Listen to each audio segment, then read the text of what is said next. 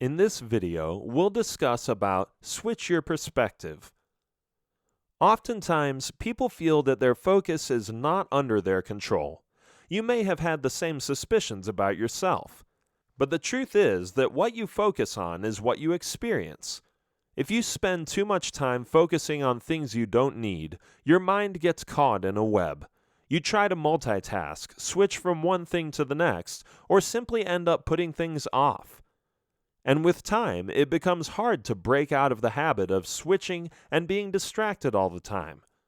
However, the simple truth is that your happiness depends on the way you think and how you respond to the environment you live in. Perspective has a huge role to play when it comes to your happiness. So how do you train your mind to stay more focused, and how can you switch your perspective?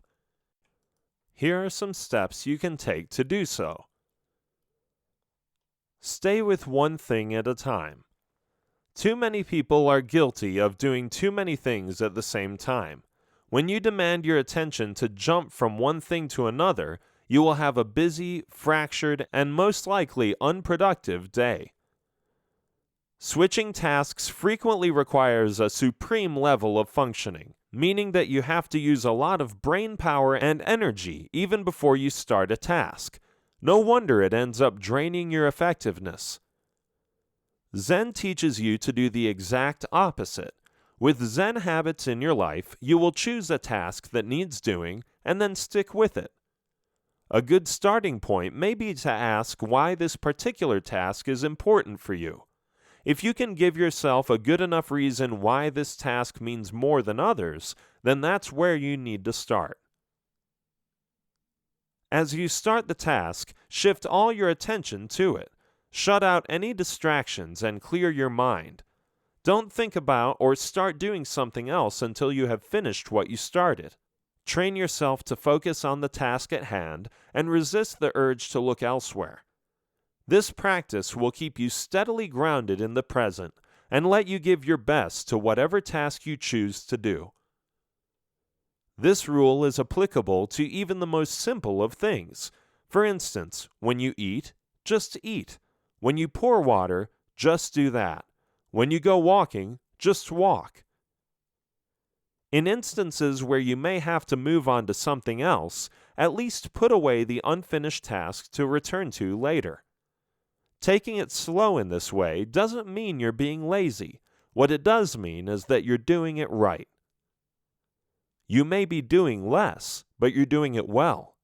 On the way, you'll have to deal with everyday distractions, like the digital world, for instance.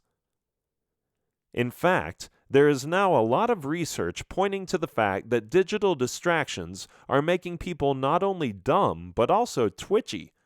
Not only does this concern stop you from concentrating, it also stops you from resting, both of which are equally damaging. Focus on the process. Changing perspective requires your focus. You can't adopt a positive life if you can't learn to focus. Focusing on the process and how things should be dealt with will make you wiser. Here, it's important that instead of focusing on the outcome, focus on the process. This will help you in quite a few different ways.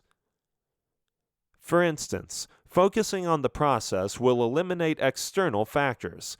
What this means is that decisions based on outcomes often end up using wrong techniques. But when you focus on how to get things done, you are better able to polish your skills. As you work your way through something, you realize the pitfalls and also discover ways to remediate the problems. Plus, focusing on the process also lets you enjoy the moment. You become more engaged in the present and at what you're doing, and you will do it better too. Another perk of focusing on the process rather than the outcome is that you get more control over what you're doing. In other words, you don't have control over the outcome, but you do have control over the process. When you give something your best, the outcome is likely to be good as well. If anything, focusing on the process will make you more confident in the way it lets you learn skills. These skills will make you better at decision making. You will have fewer worries about the future, and your focus will be on the present.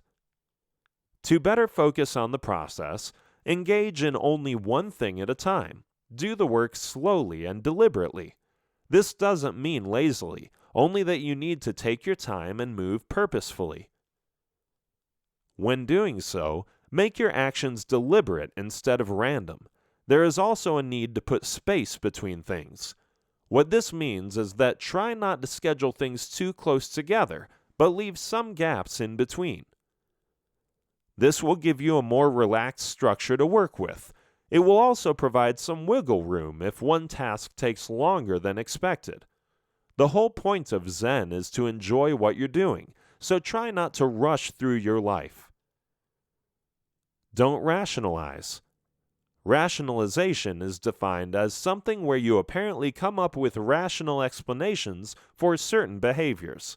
The point is to make that behavior seem optimal, even when it's not. However, the same definition could also lead you to conclude that rationalization essentially is the act of making excuses. Either way, rationalizing doesn't always help, which is why you need to avoid it. When you want to incorporate Zen habits into your life, you need to stop making excuses. As you've seen earlier, Zen does require a certain degree of discipline. So while missing one day of meditation won't derail your progress much, making it a habit certainly can. The biggest problem with skip days like these is that they eventually lead to quitting or giving up. The one-time exception then becomes the rule. Such getting off track can make it very difficult to get back on track. That's why Zen encourages establishing a daily routine, as we will see in an upcoming chapter. For now, let's talk a bit more about rationalization. You use rationalization when you try to justify less than optimal behavior or feelings. So what you're doing is finding a way to distort facts to make things appear better than they actually are. Here's something to think about.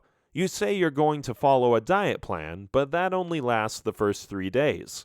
Or you have every intention of going to the gym since you got a membership, but only do it once. So what happens here? A few possibilities could be that you aren't serious about it, you forget why it's important, or it becomes too difficult.